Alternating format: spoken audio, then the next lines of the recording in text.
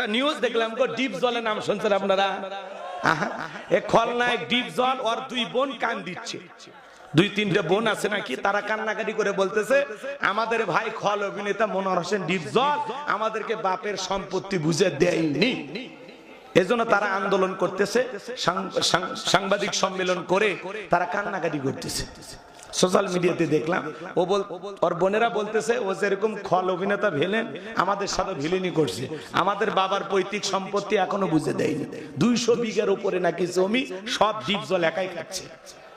কথা কি বুঝতে পারতেছেন? রাগ করতেছেন আপনারা? এখন ডিপ জল আবার বলতেছে না আমি মেলা কিছু দিছি, আমার ভাগ্নেগের জন্য এ করছি সে করছি, নানান কথা আলোচনা সমালোচনা চলতেছে। আমরা যেটুকু বুঝি বা বলতে চাই, এ সমাজে এরকম অসংখ্য ভাই আছে বোনের সম্পদ বুঝে দিতে চায় না। এ কথা বলে না কেন?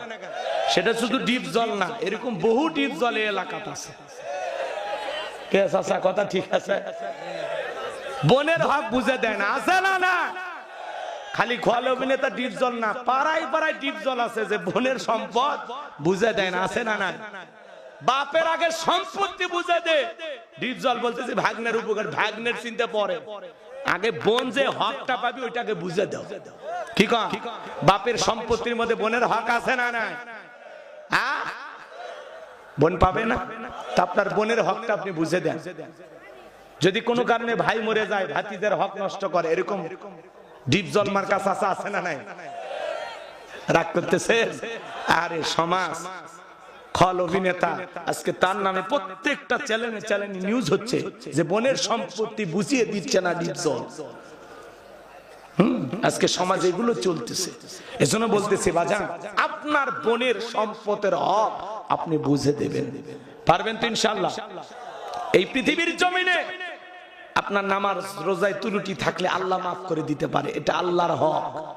কিন্তু পৃথিবীর জমিনে কেউ যদি বান্দার হক নষ্ট করে, ওই বান্দা তাকে ক্ষমা না করা পর্যন্ত আল্লাহ ক্ষমা করবে না। কথা বলেন ঠিক কিনা?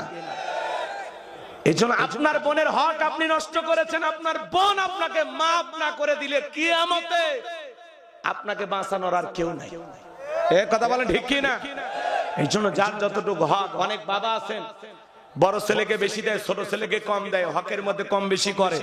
মেয়েরা পাবে 2 বিঘা 10 শতক দিয়ে পাও ধরে আর কয় মা এইবারই হজে যাচ্ছি, খানায় খাবার গিলাপ ধরে তোর জন্য দোয়া করবো। এ হাজি গিলাপ ধরে দোয়া পরে, আগে হকটা বুঝে দে, তাছাড়া তোর হজ বাংলাদেশের বিমানবন্দর পার হবে না। কথা বলে ঠিক কিনা? 2 বিঘার জায়গায় 10 শতক দিয়ে খানায় খাবার গিলাপের দোয়া, নিজের জন্য আগে দোয়া কর। এই কথা কন নাকি আপনারা?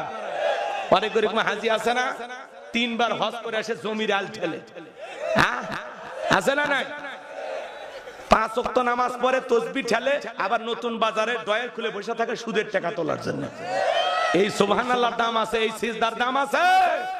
এই জন্য আসুন, সুদ ঘুষ অন্যায় অপরাধ জুলুম থেকে আমরা বেঁচে থাকি। অন্যের হক আমরা নষ্ট করব না, ভাই বোনের হক আমরা বুঝে দেব। মা বাবা হয়েছেন সঠিকভাবে সন্তানদের হক